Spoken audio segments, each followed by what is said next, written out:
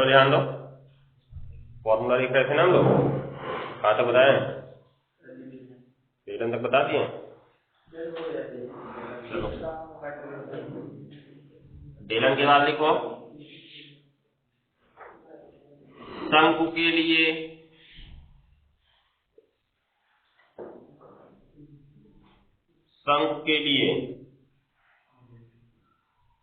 जो त्रिज्या होती है उसे r मानते हैं।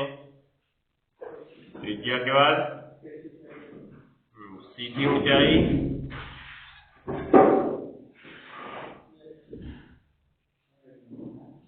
h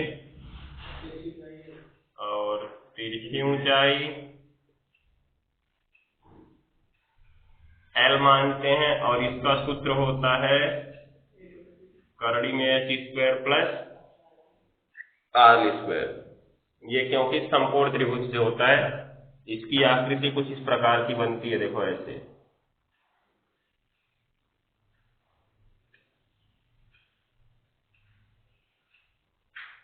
हो गया। यहाँ पे इसका केंद्र होता है, यहाँ से एक सीधी रेखा आती है और यहाँ से जाती है। ये कोण कितने अंश का होता है? यही हमारा त्रिज्या r है, और ये सीधी ऊंचाई h है, और तिरछी ऊंचाई क्या है? ये। अब तो तुम देख रहे हो कि ये त्रिभुज एक प्रकार का समकोण त्रिभुज की तरह दिख रहा है ना। और समकोण त्रिभुज में पाइथागोरस प्रमेय तुमने पढ़ रखा है, कर्ण वर्ग बराबर लंब वर्ग प्लस आधार वर्ग। तो इसमें तिरछा वाला जो होता है मतलब 90 अंश से सामने वाला कर्ण होता है। कर्ण वर्ग मतलब यल का वर्ग बराबर लंब वर्ग प्लस आधार वर्ग, अर्थात h square plus r square. तो l स्क्वायर बराबर h square plus r square formula बनता है। स्क्वायर जब दूसरी साइड में भेजते हैं तो क्या बन जाता है? करड़ी बन जाता है। तो यल बराबर क्या मिलता है हमें?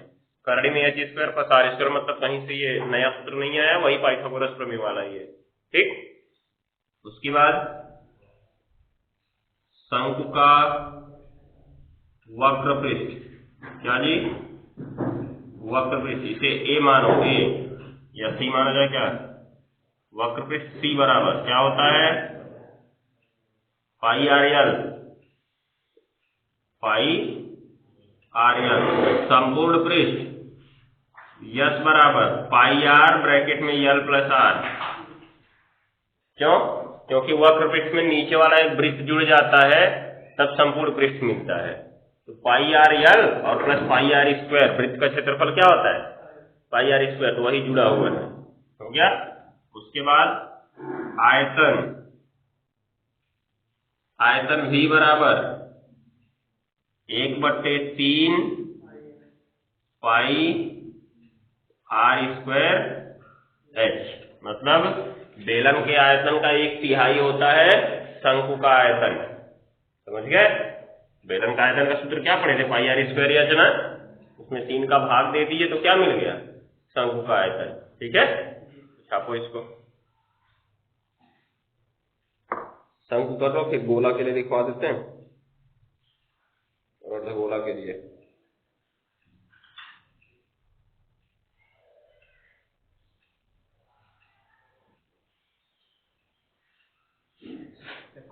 गोले के लिए, गोले के लिए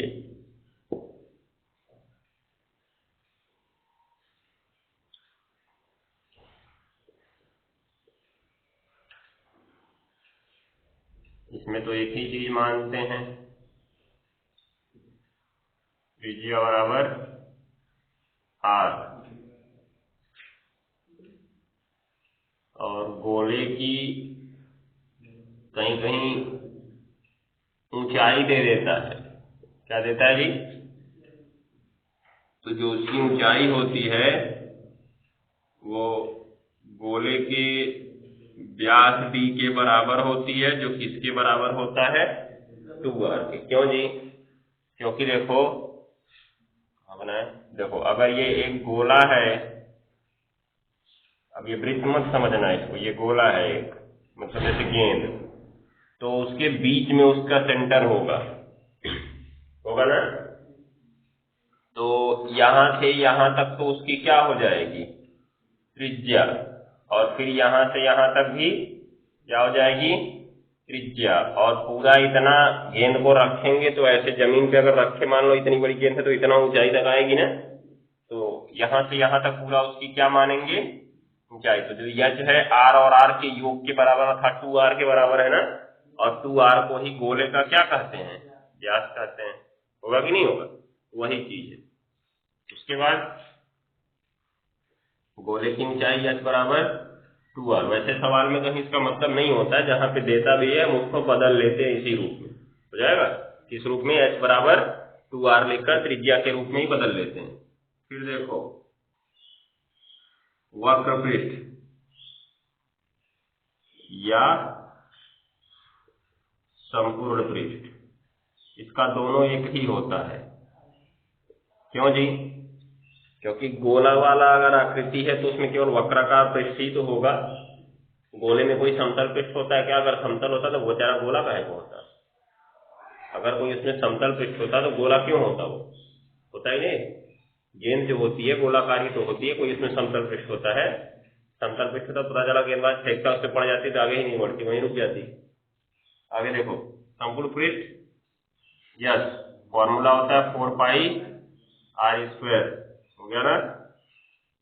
उसके बाद आयतन, त्रिविमीय आकृति है ना, तो त्रिविमीय आकृतियों का आयतन पढ़ना पड़ता है 4/3 पाई r क्यूब, नोट कर लो।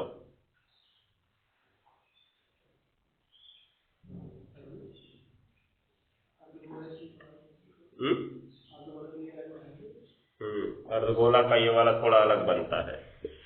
क्यों अलग बनता है? क्योंकि अगर गेंद को हम आधा काट दें तो वक्र पृष्ठ ऐसे नीचे दिखेगा, लेकिन ऊपर एक समतल पृष्ठ दिखने लगेगा ना, वो भी बढ़ जाएगा।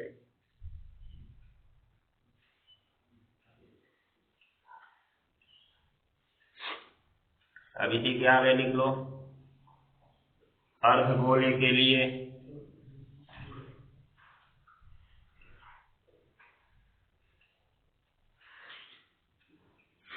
कहने का मतलब देखो, गोले को यहीं से आधा काट दो,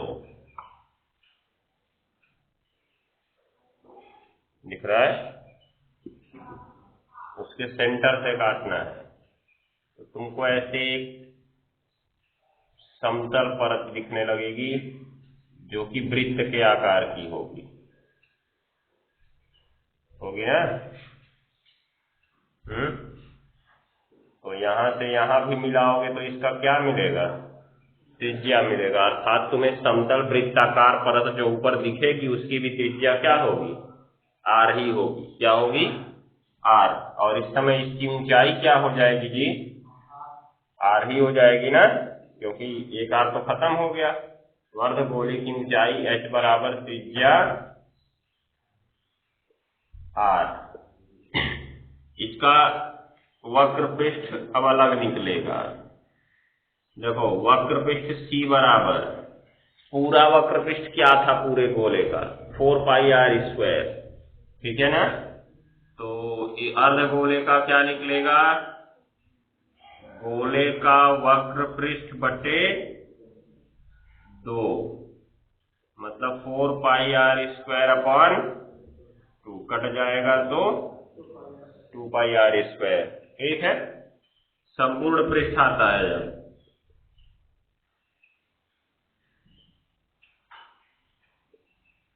संपूर्ण पृष्ठ आएगा तो एक तो वक्र पृष्ठ है जो, मतलब देखो गेंद को आधा काट दिया तो एक ऐसे दिखेगा वक्र वाला, और एक समतल ऊपर ये जो प्लेन वाला दिख रहा है ना वो दिखेगा। तो जो प्लेन वाला है वो कैसा है? ये बोला नहीं, वृत्ताकार है। एक प्लेन ऐसे सरफेस अगर हमको दिखा, समतल पे आकृतियां त्रिविमी नहीं कही जाती, जो समतलीय आकृतियां होती हैं वो त्रिविमी नहीं कही जाती हैं। तो अगर हमने उसको कहा समतल वृत्ताकार तो वो त्रिविमी आकृति नहीं होगी। समतल गोलाकार नहीं कह सकते हो, समतल वृत्ताकार कह सकते हैं, समझ गए? क्योंकि गोला तो कभी समतल में बनेगा ही नहीं। जब गोला समतल में बनेगा नहीं तो समतल गोलाकार कैसे हो सकता है? कभी होगा क्या? नहीं, समतल वृत्ताकार हो सकता है, आकृति समतलीय वृत्ताकार हो सकती है। तो प्लस किसका क्षेत्रफल? वृत्त का क्षेत्रफल, एक समतलीय वृत्ताकार क्षेत्रफल जुड़ेगा इसमें। वक्र पृष्ठ था इसका 2 पाई r स्क्वायर, और वृत्त का क्षेत्रफल होता है पाई आर स्क्वायर। देखोगे त्रिज्या वही है,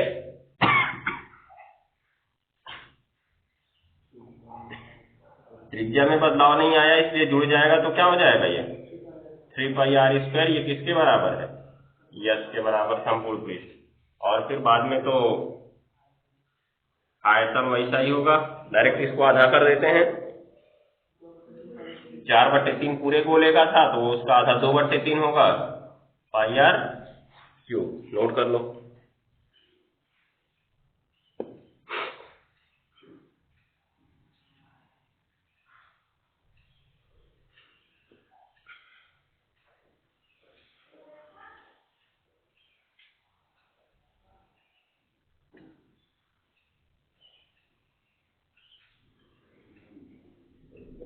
एग्जाम्पल नंबर 1,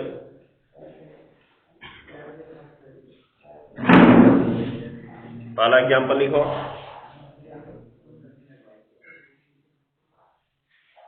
उस वृत्त के क्षेत्रफल में परिवर्तन की दर ज्ञात कीजिए। उस वृत्त के क्षेत्रफल में परिवर्तन की दर उसकी त्रिज्या के सापेक्ष ज्ञात कीजिए।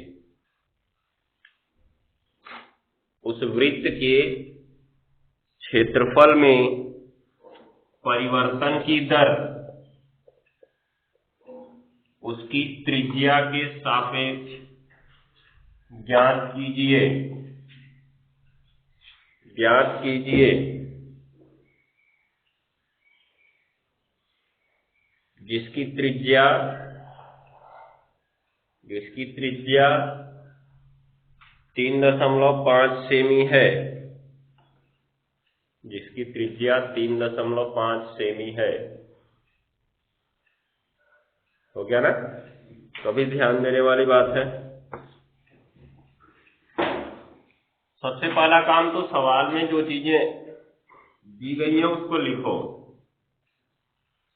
तो दिया है, एक ही चीज दिया हुई है, त्रिज्या आर बराबर, इसे हम आर मानते हैं ना, बराबर कितना सेंटीमीटर, 3.5 सेंटीमीटर। हो गया ना। उसके बाद और कुछ तो होता नहीं है वृत्त में, एक ही चीज होता ही है। अब क्या निकालना है, उस वृत्त के क्षेत्रफल में परिवर्तन की दर उसकी त्रिज्या के सापेक्ष निकालना है। किसके सापेक्ष निकालना है, ध्यान से समझना। कह रहा है क्षेत्रफल ए में त्रिज्या आर के सापेक्ष, त्रिज्या आर के सापेक्ष परिवर्तन की दर। सवाल को ध्यान से पढ़ना, इसे हम क्या मानेंगे, किसके सापेक्ष पूछ रहा है, आर के सापेक्ष। तो आर नीचे रहेगा, फिक्स है। जिसके सापेक्ष बोला वो कहाँ रहेगा, नीचे रहेगा। और किसमें बोला है परिवर्तन की दर, क्षेत्रफल में। इसका मतलब ए ऊपर रहेगा। तो हमको निकालना क्या है, डीए डी आर, यही निकालना है। अब डीए डी आर, ए में परिवर्तन की दर निकालना है। तो जिसमें परिवर्तन की दर निकालना है पहले उसका सूत्र पता होना चाहिए। क्या पता होना चाहिए, जैसे अभी तक के सवालों में हम पीछे y ये dy dx निकालते थे, अर्थात x के सापेक्ष y में परिवर्तन की दर। तो सब सवाल में हमको y बराबर दिया गया था, दिया गया था नहीं दिया गया था। जिन सवालों में y नहीं दिया गया था वहां हमको दोनों पक्षों का अवकलन करना पड़ रहा था, और उसमें y था। अगर y है ही नहीं तब dy dx कहां से निकालोगे, अगर y है ही नहीं तो dy dx कहां से निकालोगे। इसका मतलब जिसमें परिवर्तन की दर ज्ञात करनी है उसके सूत्र का होना आवश्यक है। जिसके सापेक्ष ज्ञात करनी है वो हो चाहे न हो, उससे हमसे मतलब नहीं है, क्योंकि हम तो कह देंगे उसके सापेक्ष अवकलन कर लो, भले ही वो किसी भी चर पद में आया, उससे नहीं मतलब है। लेकिन जिसमें परिवर्तन की दर निकालना है उसका सूत्र तुम्हें पता होना चाहिए। इसीलिए सारे सूत्र हमने पहले लिखवा दिए कि बाद में कंफ्यूजन में न रहो कि किसका सूत्र क्या है। समझ गए, पूछने के बाद बता देना है ध्यान से। क्योंकि वृत्त का क्षेत्रफल, जिसमें परिवर्तन की दर निकालना है उसका सूत्र लिखो। क्षेत्रफल ए बराबर क्या जी, पाई आर स्क्वायर। अब इसका आर के सापेक्ष परिवर्तन की दर निकालना है ना, तो जिसके सापेक्ष निकालना है तो उसी के सापेक्ष इसका अवकलन कर दो।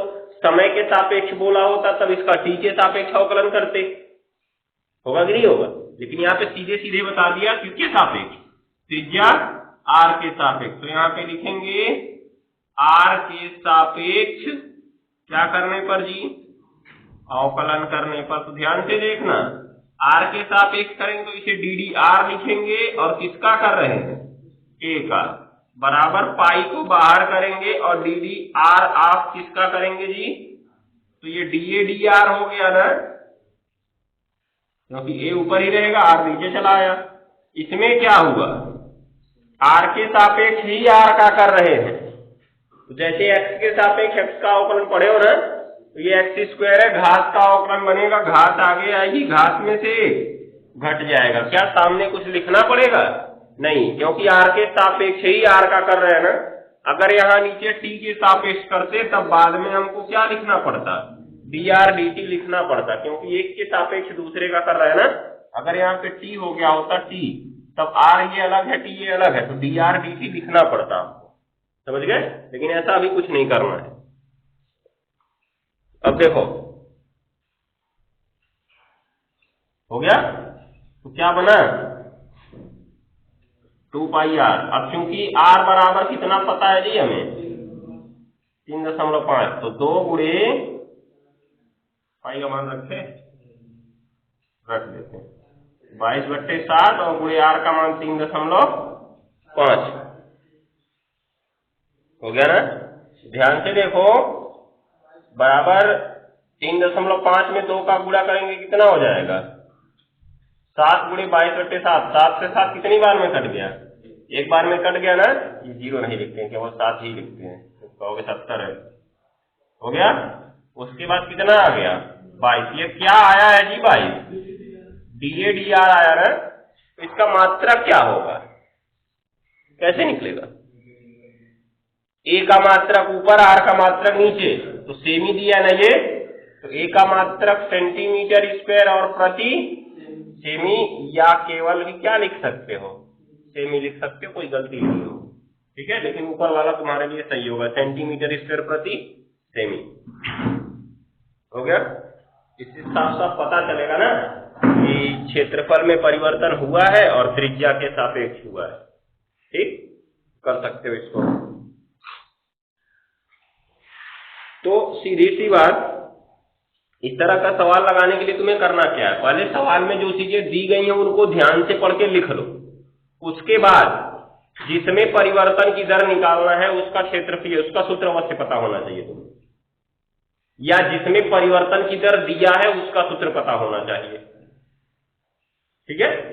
जिसके परिवर्तन की दर दिया है उसका सूत्र पता होना चाहिए, या जिसमें परिवर्तन की दर निकालना है उसका सूत्र पता होना चाहिए, तभी तुम्हारा सवाल लगेगा, ये याद रखे रहना। या सीधी सी बात समझ लो, जिसका सूत्र जानते हो उसके सूत्र का प्रयोग करना पड़ेगा तुम्हें। जैसे इसमें त्रिज्या था और क्षेत्रफल था, त्रिज्या के तो कोई सूत्र पढ़े नहीं हम लोग, किसका सूत्र पढ़े, क्षेत्रफल का, इसलिए क्षेत्रफल का सूत्र लगाना पड़ा। अभी आगे जब त्रिविमीय आकृतियां आएंगी तो कुछ में कहेगा वक्रपृष्ठ में परिवर्तन की दर इतना है तो उसके आयतन में परिवर्तन की दर बताओ, अर्थात वहां पे 2 चीजें आ जाएंगी, क्या, एक वक्रपृष्ठ और एक आयतन। तो दोनों का सूत्र हमें पता होना चाहिए और दोनों लिखना पड़ेगा, समझ गए, ये याद रखे रहना।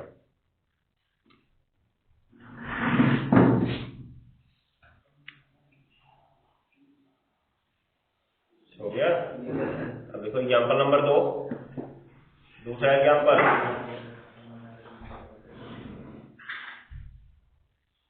ये सवाल नंबर 4 है तुम्हारा। एक वर्ग की भुजा में एक वर्ग की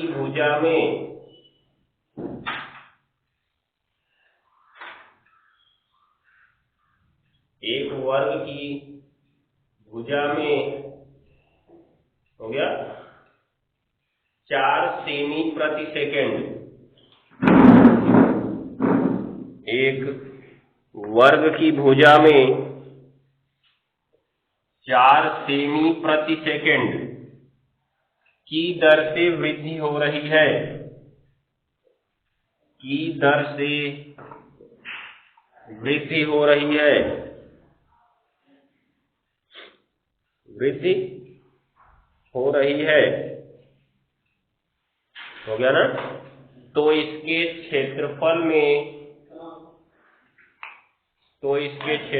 में वृद्धि की दर ज्ञात कीजिए। तो इसके क्षेत्रफल में वृद्धि की दर ज्ञात कीजिए।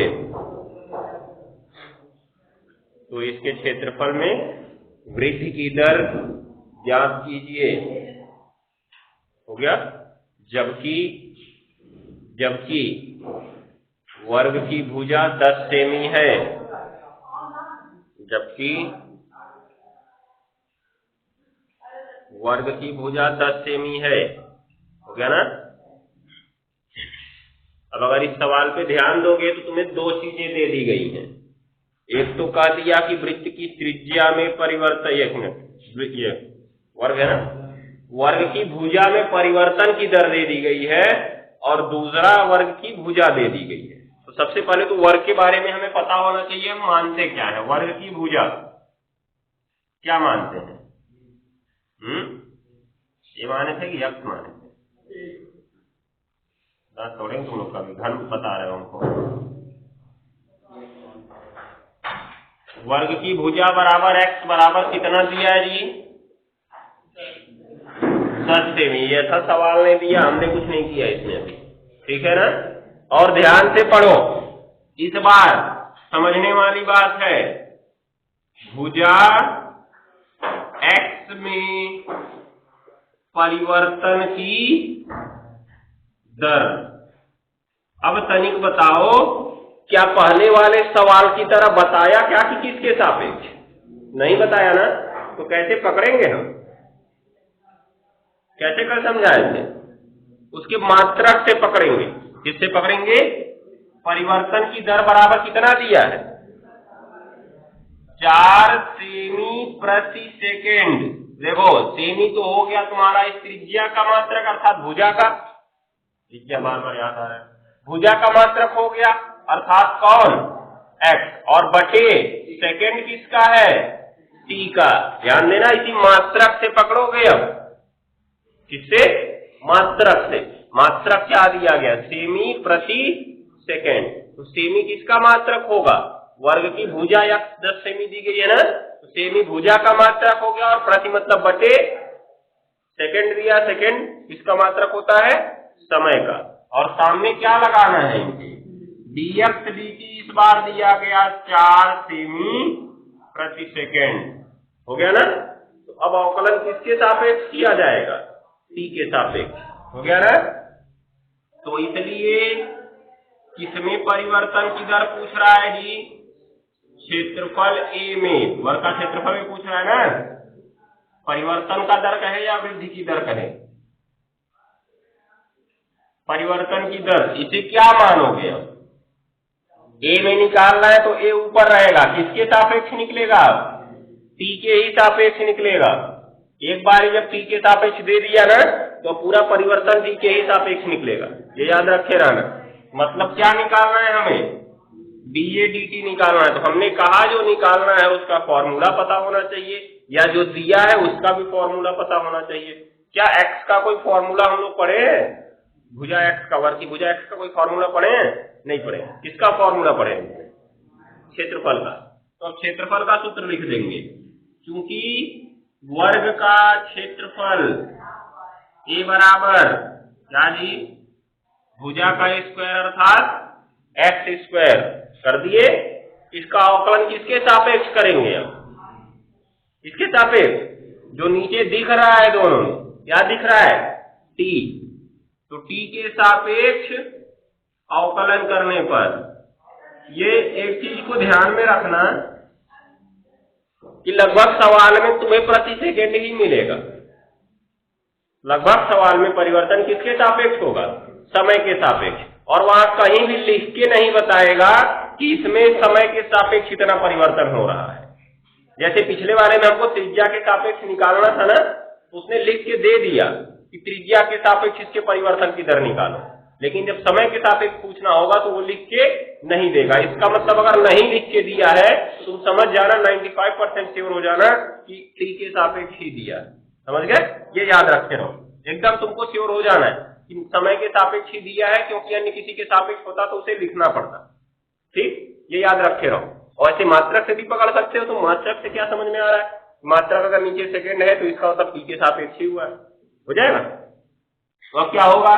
t के सापेक्ष अवकलन, तो ddt, t के सापेक्ष अवकलन को ddt से प्रदर्शित करते हैं। इधर कौन है? a, और इधर ddt आप कौन है जी? x square. ये तो dA dt हो गया। हमने कहा अगर किसी दूसरे के सापेक्ष किसी दूसरे चर पद का अवकलन करना है तो अवकलन पहले उसका सूत्र की तरह करो। मतलब x स्क्वायर घात बनाना, घात का अवकलन क्या जानते हो? घात आगे आती है, घात में से एक घट जाता है, लेकिन साथ में इस बार क्या लिखना बनता है? dx dt। क्यों जी? क्योंकि t नीचे है और किसका अवकलन तुम कर रहे हो? x का। जिसके सापेक्ष किए वो नीचे, जिसका किए वो ऊपर, हो गया ना? तो ये लिखेंगे, क्या बना जी? dA dt बराबर 2x और फिर dx dt। सारे मान पता है हमें, ये 10 और ये 4, 20 चौका 80। तनिक मात्रक समझाओ। ऊपर a है, नीचे क्या है? t। तो a क्षेत्रफल है, क्षेत्रफल का मात्रक सेमी स्क्वायर, और नीचे समय है, समय का मात्रक सेकेंड। ये मात्रक हो जाएगा। हो गया कि नहीं हो गया? और तरीका समझाना पड़ेगा। समझ गए हो? समझ गए हो? समझ गए तो छाप सकते हो पूरा फटाफट जितना होगा। एक सवाल बता देते हैं जो तुम्हारा ये आयतन और वक्र पृष्ठ से संबंधित है, उसके बाद तब आगे बढ़ते हैं।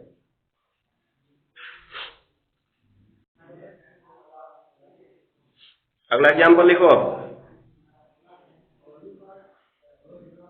एक घन का आयतन,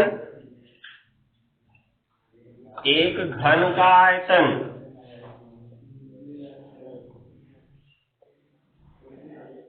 हो गया 9 सेंटीमीटर क्यूब प्रति सेकेंड, 9 सेमी क्यूब प्रति सेकेंड। एक घन का आयतन, खाली कर दो जी, खाली करो, ले जा रहे तो जानते हो देना, तब पाए पैसे। देखो, एक घन का आयतन 9 सेमी क्यूब प्रति सेकेंड, ध्यान देना, 9 सेमी क्यूब प्रति सेकेंड की दर से बढ़ रहा है, की दर से बढ़ रहा है, बढ़ रहा है। हो गया? यदि इसकी कोर लंबाई, यदि इसकी कोर लंबाई 10 सेमी है तो, यदि इसकी कोर लंबाई 10 सेमी है तो इसके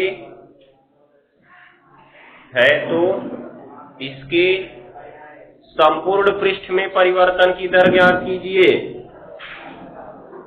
तो इसके संपूर्ण पृष्ठ में परिवर्तन की दर ज्ञात कीजिए।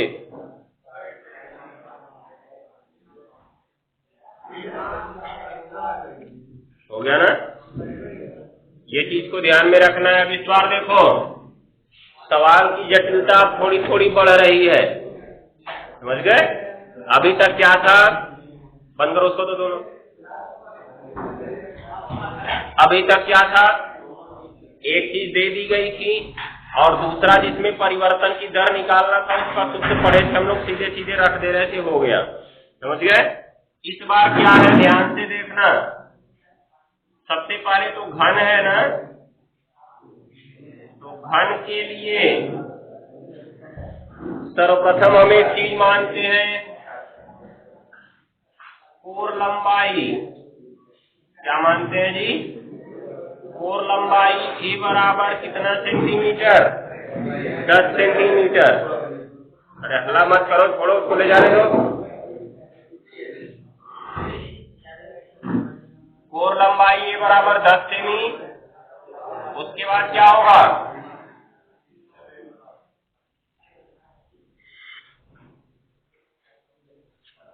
चलो देखो, कोर लंबाई दिया है ए बराबर 10 सेमी। बाकी आगे देखो, कह रहा है घन के आयतन में परिवर्तन की दर। घन के आयतन में परिवर्तन की दर क्या दी गई है? घन के, आ जाओ, आयतन भी में परिवर्तन की दर बराबर कितना दिया है? 9 सेमी क्यूब प्रति सेकंड। अब यहां पे देख सकते हो, मात्रक से पकड़ लोगे, किसके सापेक्ष अवकलन करना होगा हमें। प्रति सेकंड दिया, इसका मतलब नीचे क्या रहेगा? टी। और किसके में परिवर्तन की दर निकाल रहे हो जी? आयतन में। तो डीवी dt दिया गया है कितना? 9 सेमी क्यूब प्रति सेकंड। किसमें परिवर्तन की दर निकालना है जी? संपूर्ण पृष्ठ। क्या मानते हैं? यस में परिवर्तन की दर क्या करेंगे? इसे क्या मानेंगे? अब ds dt मानेंगे। मानेंगे ना? संपूर्ण पृष्ठ में परिवर्तन की दर ds dt होगा। क्यों जी? क्योंकि इसको यस मानते हैं और परिवर्तन की दर तुम्हें पता चल चुका है, किसके सापेक्ष निकालना है? t के सापेक्ष। हो गया? अब क्या करोगे? ध्यान से देखो, अब इसमें अगर तुम सीधे सीधे यस का सूत्र लिखते हो जिसमें परिवर्तन की दर निकालना है, तो यस का सूत्र अगर लिखोगे तो यस बराबर होता है 6a²। और अगर इसका अवकलन किया तुमने टी के सापेक्ष, तो इसका तो 2a होगा और साथ में क्या लिखना पड़ेगा? dA dt। क्या पता है? ये नहीं पता है। दिख रहा है ना? इसलिए अब तरीका ध्यान दो। हमने बताया अभी कि जितने का सूत्र पढ़े हो सबका सूत्र लिखना पड़ेगा तुमको। समझ गए? अर्थात पहले कोर लंबाई, इसका सूत्र कोई सूत्र पढ़ाए इसमें? घन में नहीं पढ़ाए। आयतन पढ़ाए, लिखो उसको, अवकलन करो उसका, जो चीजें ज्ञात हो रही हैं उससे ज्ञात करो। तो सबसे पहले, क्योंकि घन का आयतन v बराबर क्या होगा? a क्यूब होगा ना? परिवर्तन की दर किसके सापेक्ष है? t के सापेक्ष। इसलिए अवकलन भी किसके सापेक्ष होगा? t के सापेक्ष। तो d dt ऑफ v बराबर d dt of a cube. इसको तो हमने लिखा dv dt, लिखा ना? v का कर रहा है t के सापेक्ष, dv dt लिख दिए। लेकिन ये उसके घात का अवकलन बन गया ना? पहले तो घात आगे ले आनी है, घात में से एक घटाना है, और t नीचे है, a ऊपर है, इसलिए क्या लिखना बनता है आगे? dA dt लिखेंगे ना? तो अब क्या होगा? इधर देखो, मान रखने पर, क्या रखने पर? dV dt का मान तुम्हें पता है ना? क्या पता है? 9 बराबर 3 गुणा a। a की वैल्यू क्या पता है? 10। 10 का क्या जी? 3 में से घात गया, कितना घात बचा है? 2 घात। और साथ में क्या लिखेंगे? dA dt। जो देखो उसमें dA dt एक्स्ट्रा आ रहा था ना, वो यहां वाले से पता चल जाएगा। हो जाएगा? क्या करेंगे? 9/3 गुणा कितना आएगा? 100, मतलब 3 तिहाई 9। इधर क्या बचा? dA dt, मतलब dA dt बराबर क्या बचा? 3/100। और चूंकि सेमी है ना, ये कोर लंबाई सेंटीमीटर में है, तो मात्रक होगा सेमी, और नीचे टी है तो प्रति सेकंड। ये तुमने पता कर लिया। पता करने के बाद अब जिसमें परिवर्तन की दर निकालना है उसकी तरफ चलोगे। किसमें परिवर्तन की दर निकालना है? संपूर्ण पृष्ठ में। तो तथा संपूर्ण पृष्ठ किसका, किसका संपूर्ण पृष्ठ बोल रहा है, घन का बोल रहा है ना।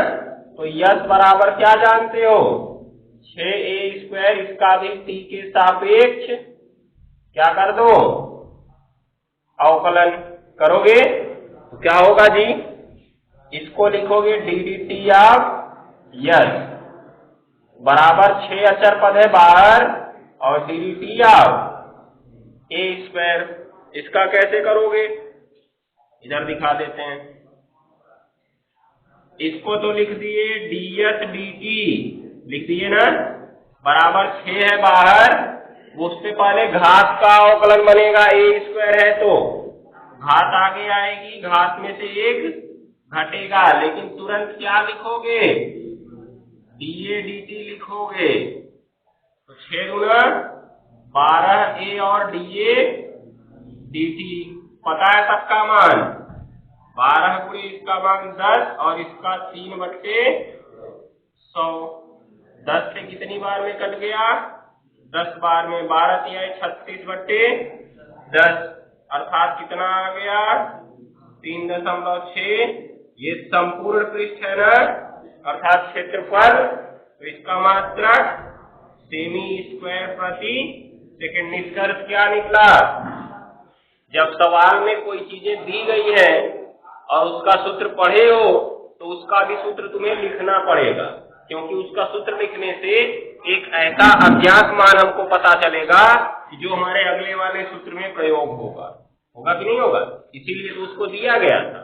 इसके पिछले सवाल में ये वाला सीधे सीधे दिया था कि त्रिज्यीय भुजा में परिवर्तन की दर दिया था कि नहीं दिया था, लेकिन इस बार बताने के लिए भुजा में परिवर्तन की दर सीधे नहीं दिया, उसने आयतन में परिवर्तन की दर दे दिया और कहा कि उससे निकालो तुम भुजा में परिवर्तन की दर, समझ गए। उससे हम निकालेंगे भुजा में परिवर्तन की दर, उसके बाद अपने सूत्र पे जाएंगे जिसका हमको निकालना है, ठीक है। तो सीधा सा नियम समझ लो कि जितने का सूत्र पढ़े हो सबका सूत्र तुम्हें लिखना पड़ेगा, इसीलिए उसको सवाल में दिया गया है, हो जाएगा। इसलिए जो चीजें दी गई हैं उनको ध्यान से पढ़ के लिखो और जो चीजें पूछ रहा है उसको भी ध्यान से लिखो, उसके बाद तब सवाल को हल करो। नोट करो जल्दी, नोट करो, लगा के लाओ, बाकी चीजें कल होंगी, कल 1-2 एग्जाम्पल और बताएंगे अभी इसमें।